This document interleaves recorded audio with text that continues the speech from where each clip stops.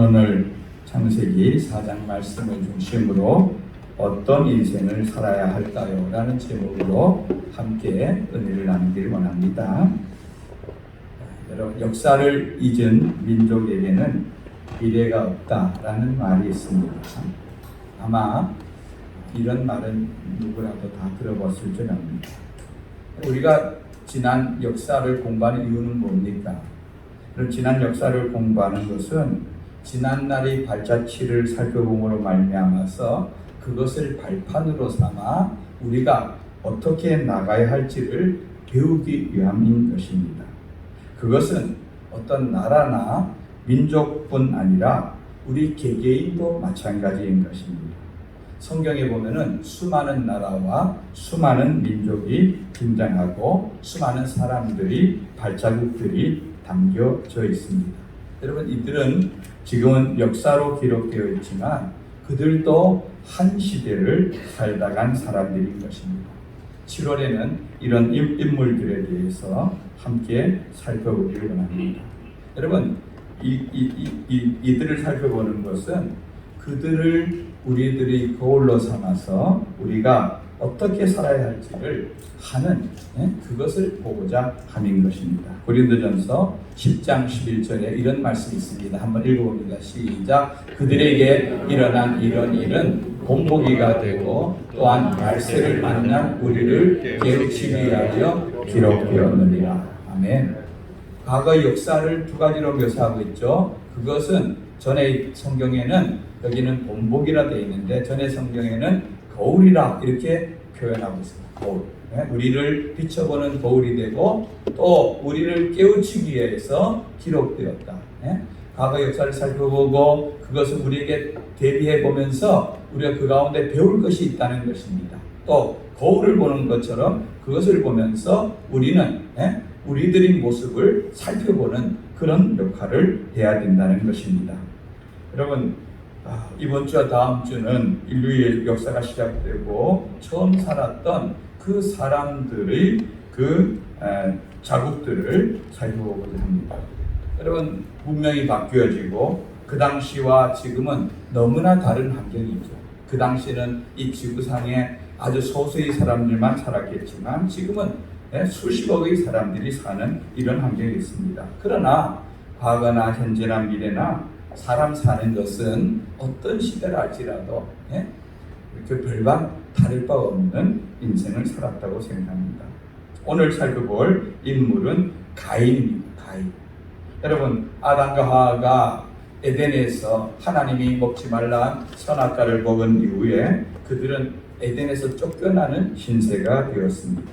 그럼에도 불구하고 하나님은 그들에게 생육하고 번성하는 복을 주시어서 첫째 아들을 낳은 것이 바로 가인입니다.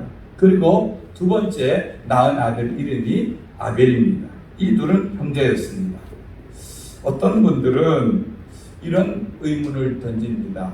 아니, 아담과 하와에게 가인과 아벨 그리고 아벨이 죽은 이후에 셋이라고 하는 아들 셋을 주었는데 어떻게 인류가 이렇게 번성하고 이렇게 할 수 있느냐 이렇게 말하는 분들이 있습니다.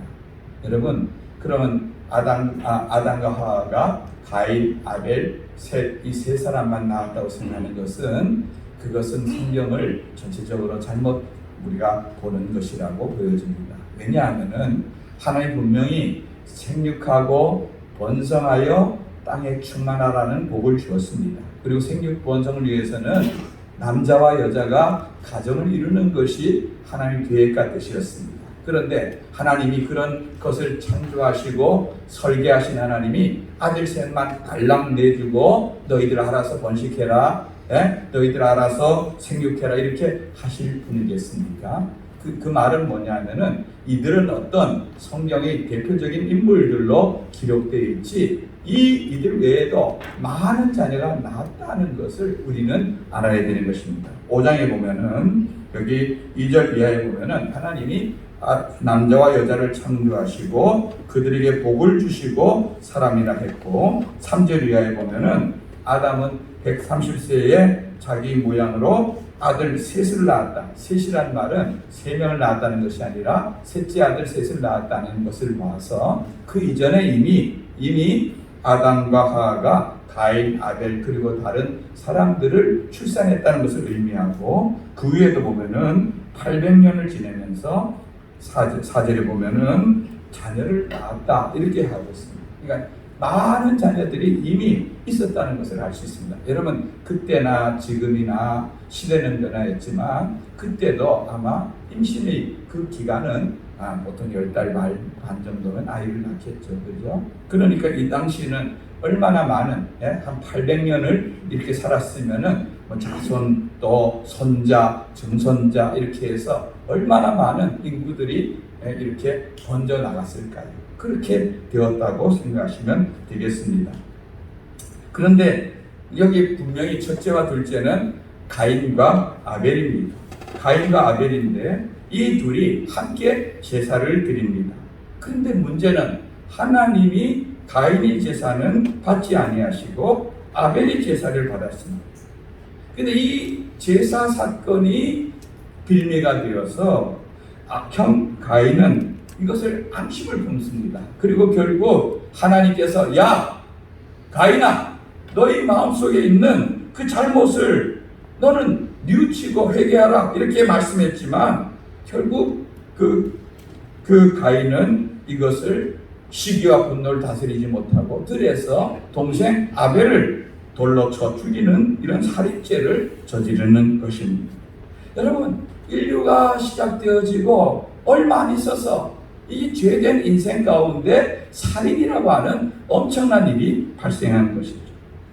여러분 하나님께서는 살인죄를 저지른 이런 가인에게 이렇게 말씀하셨습니다. 12절 말씀을 한번 읽어봅니다. 시작. 내가 밭을 갈아도 땅이 다시는 그 효력을 내게 주지 아니할 것이요 너는 땅에서 피하며 유리하는 자가 되리라. 아멘. 여기서 유리하는 자라는 말은 좀 더 쉬운 말로 하면은 떠돌아다니는 사람, 방황하는 인생 이런 의미인 것입니다. 즉 하나님의 말씀처럼 가인은요 떠돌아다니면서 방황하는 그런 인생을 살았던 것을 알 수가 있습니다. 그러니까 가인의 삶의 특징을 한마디로 말하면은 끝없이 방황했던 사람, 방황을 하다가 그 인생을 끝낸 사람이 가인이라고 할 수 있습니다. 여러분 가인이 이렇게 방황했던 이유가 뭡니까?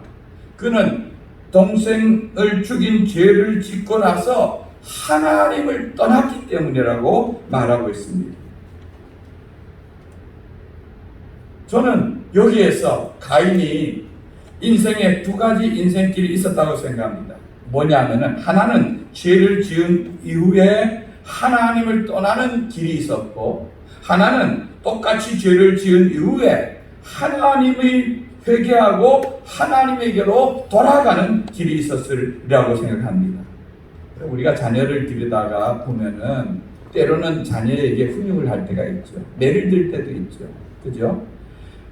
요즘은 워낙 훈육에 대해서 법적으로 엄격하게 많이 규제해서 자녀 훈육조차도 부모가 잘 못하는 이런 시대를 살고 있지만 저는 성경적으로 보면은 자녀를 이거 뭐 감정을 갖고 때리는 것은 잘못되지만 때로는 잘못하면 때려야 됩니다. 학교에서도 이 훈육이 없어져 버렸어요. 그렇죠? 잘못하면 학생들이 선생님을 고발해요. 그러니까 선생님들이 아예 그런 일을 당하기 싫으니까 학생들을 방치해요. 방치. 그거는 교육이 아닙니다. 방치입니다.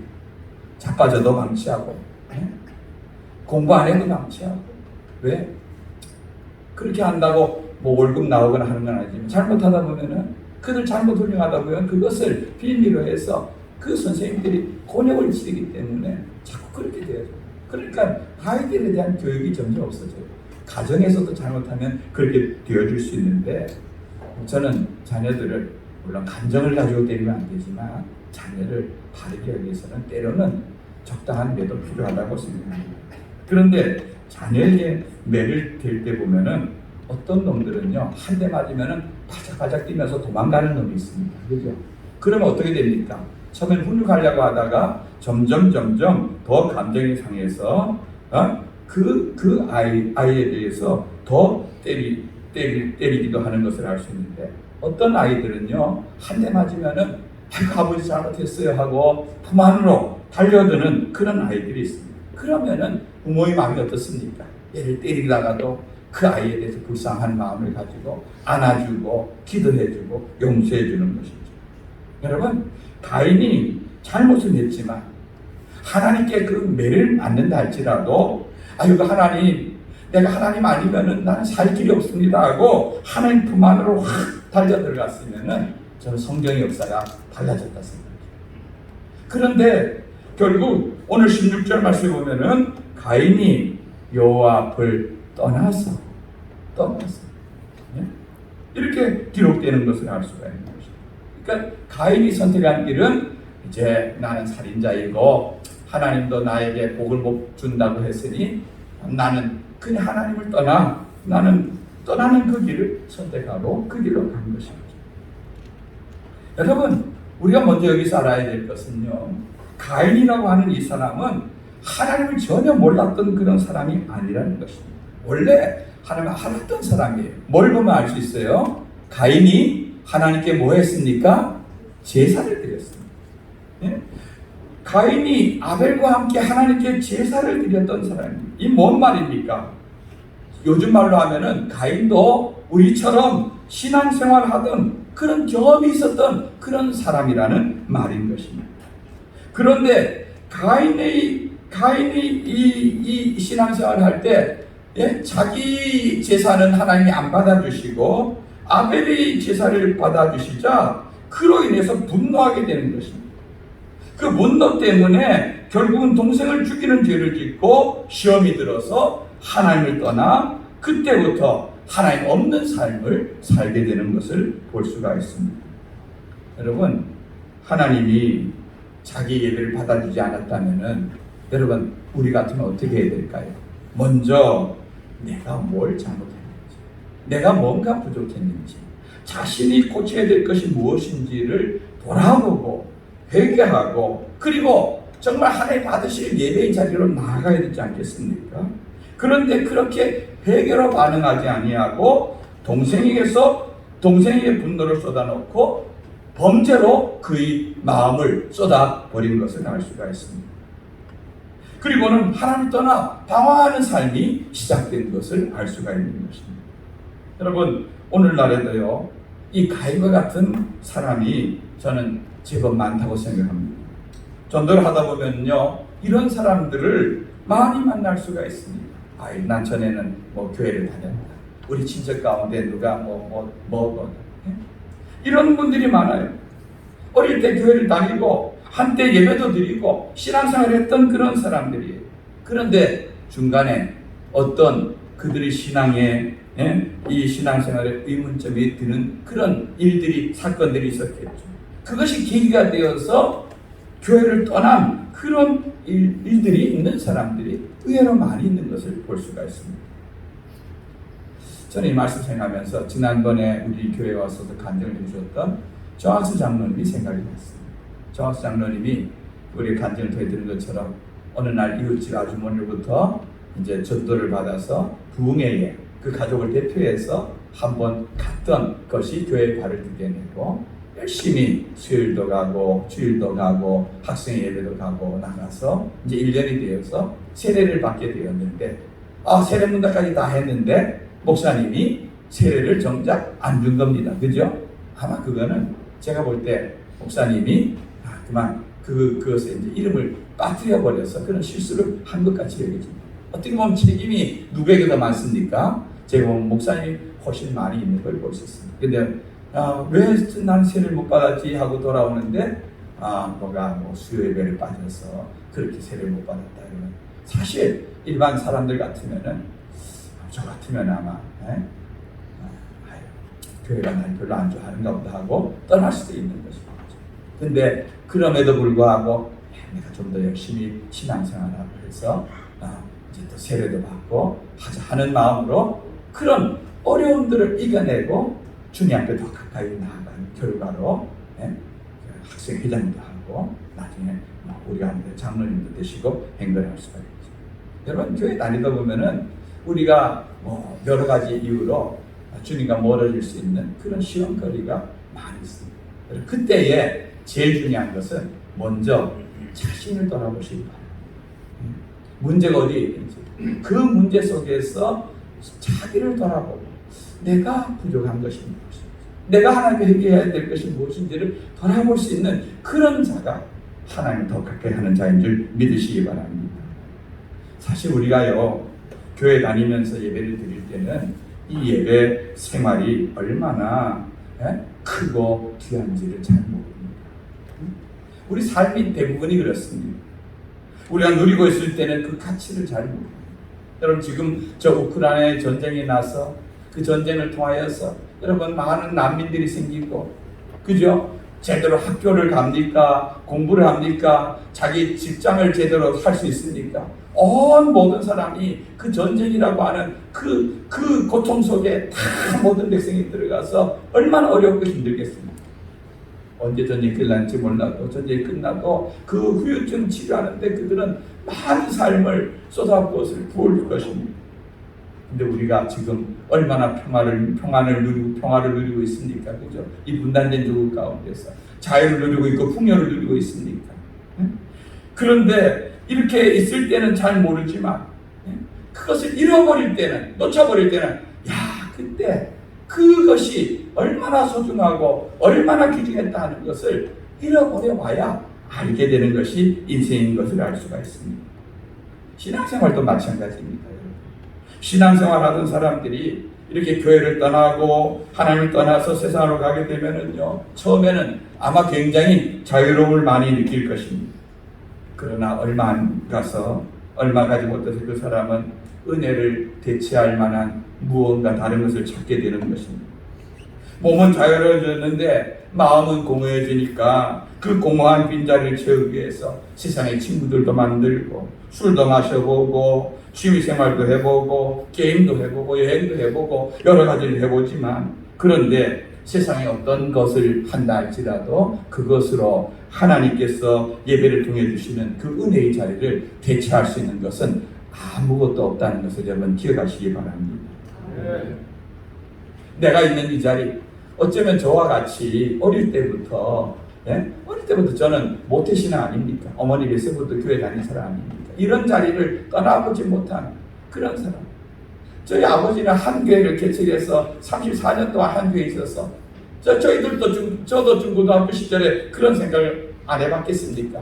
우리 아버지는 왜 다른 교회를 안 가실까? 좀 교회라도 좀 바뀌어지면, 환경이 좀 바뀌어지면 참 좋겠다는 그런 마음을 가졌는데 그런 바람이 없고 그냥 그렇게 흘러가 버렸습니다. 과거에 신앙생활 하다가 중간에 교회를 떠난 사람들을 보면은요, 세상 어느 곳에서도 참된 만족을 얻지 못하고 끊임없이 오늘 가인처럼 방황하는 인생을 하게 되는 것입니다. 그런 방황하는 인생이 살다가 어느 날 어떤 계기를 통해서 다시 예배의 자리로 돌아오게 되면은, 그동안 내가 잊고 있었던 것, 내가 정말 찾아야 됐던 것이 이것이구나 하는 것을 깨닫게 되는 경우가 있는 경우도 있는 것입니다. 저도 여러분 교회를 완전히 떠난 적은 없지만 직장 생활을 할 때에 제가 교회를 다니고 있었습니다. 교회에서는 집사로 섬기고 있었고 구역 인도자였고 학생회를 맡아 가르치는 교사였기도 했지만, 제가 교회는 몸담고 있었지만 영적으로 보면 하나님과의 긴밀한 그런 은혜의 관계 속에 서 있지 못한 그런 시기가 있었던 그런 때가 있었습니다. 여러분, 그런 자리를 세상의 온갖 것으로 메우려고 시도를 해봤지만 마지막으로 드러나는 것은요, 그 마음속에 찾아오는 공허감이었어요. 마음이 공허할 때는요, 사람들이 그럽니다. 세상의 속에서 그 더 자극적인 것을 찾고 더 깊이 빠져들고 그렇게 합니다. 그러면 그때는 즐겁습니다. 그때는 정말 모든 걸 다 잊고 거기에 몰두하니까 즐거운데, 그런데 그 뒤에 오는 공허함, 그 자리를 떠나서 오는 공허함은요, 그 즐거움의 만큼 더 큰 공허함으로 깊어지는 그런 마음을 저는 경험해 보았던 것입니다. 그런 삶을 살다가 제가 그것이 없어진 것은 제가 이렇게 살아서는 내 인생 꼴하지 안 되겠다 해서 하나님 앞에 두 손 들고 하나님 항복합니다. 이제 하나님께로 돌아갑니다. 하고 손 들고 하나님께 돌아오는데 그 이후로는 완전히 그것이 저에게서 없어졌던 것입니다. 여러분 가운데서도 혹시 하나님 앞에 나왔지만 내 마음속에 채워지지 않는 그런 것이 있다면 그 사람들은 주님께로 돌아오시기 바랍니다.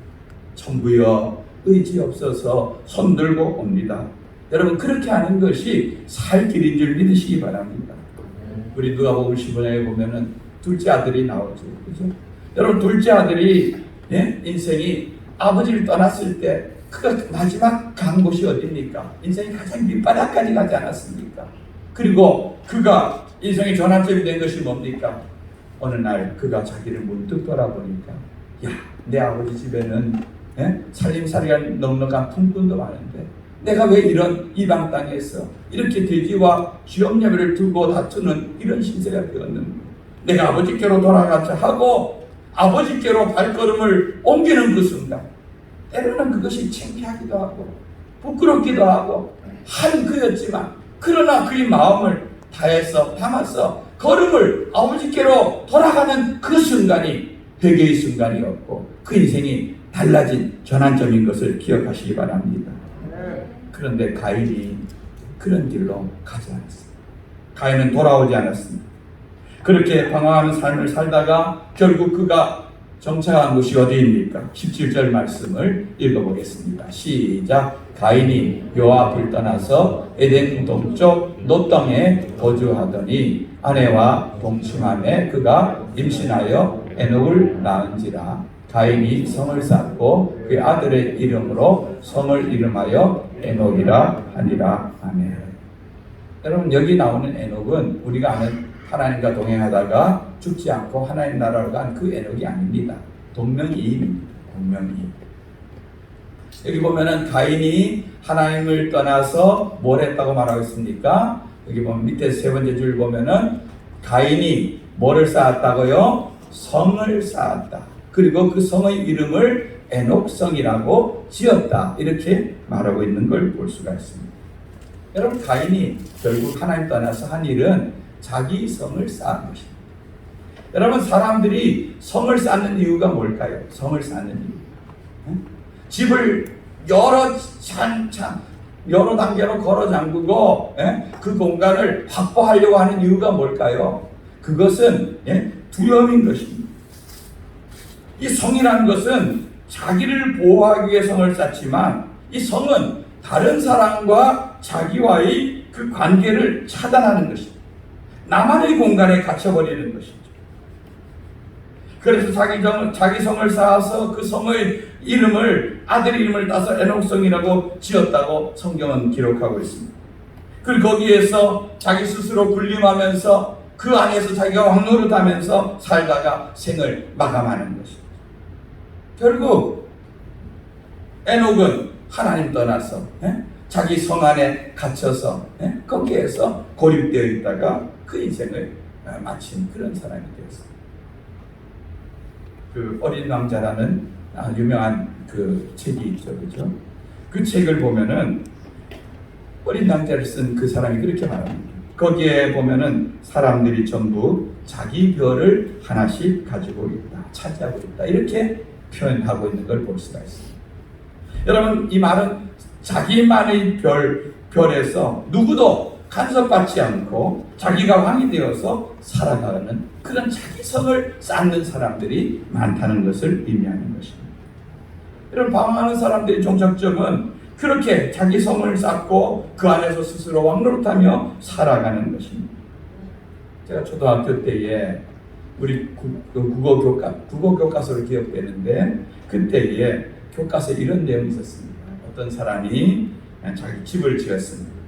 그리고 그 정원에다가 꽃나무도 심고 그리고 정원도 예쁘게 잘 가꿨습니다. 그렇게 하니까 이 정원이 놀기가 좋으니까 새들도 날아오고 그리고 아이들도 찾아와서 제자를 그리고 놉니다. 그런데 때로는 그것이 그에게 시끄러운 소리로 시끄럽습니다. 그래서 이 사람이 소리를 꽤 지릅니다. 아이들, 이놈들아, 시끄럽다. 이렇게 아이들 쫓아냅니다. 또 새들이 날아오면 새들 쫓아버립니다. 그리고 아무도 못 오게 담을 쌓았습니다. 그런데 어떤 일이 벌어졌을까요? 세월을 따라서 꽃은 피는데 이제는 새도 오지 않습니다. 아이들도 오지 않습니다. 아이들 웃음소리로 들리지 않습니다. 그 좋은 공간에서 너무너무 외롭고 힘이 듭니다. 그렇게 살다가 이 사람이 이렇게 살아는 안 되겠구나 생각하고 그리고 나서는 담을 헐어버립니다. 그러니까 다시 그곳으로 바람이 불기 시작하고 새가 찾아오고 아이들이 왔다고 하는 그런 이야기를 초등학교 때에 제가 공부했던 기억이 납니다. 여러분 오늘날도 마찬가지입니다. 많은 사람들이 자기 성 안에 갇혀서 평생을 살다가 죽습니다.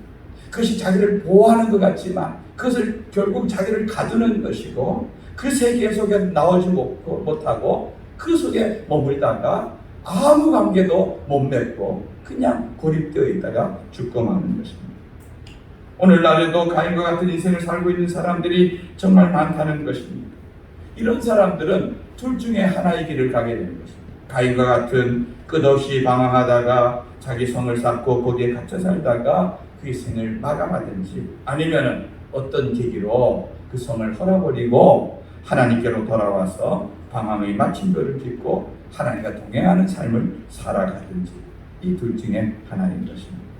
그래서 말씀을 정리합니다. 오늘 예배드리는 이 자리에 나와 계신 분들 중에서 우리들의 삶 속에 나의 삶 속에 여러분 내가 동생을 때려 죽이고 이런 사람이 있겠습니까마는 그러나 가인과 같은 그런 삶의 모습이 계셨던 분이 있다면 이 예배를 계기로 해서 여러분 하나님 품 안으로 다시 돌아오시기를 주님의 이름으로 축원드립니다.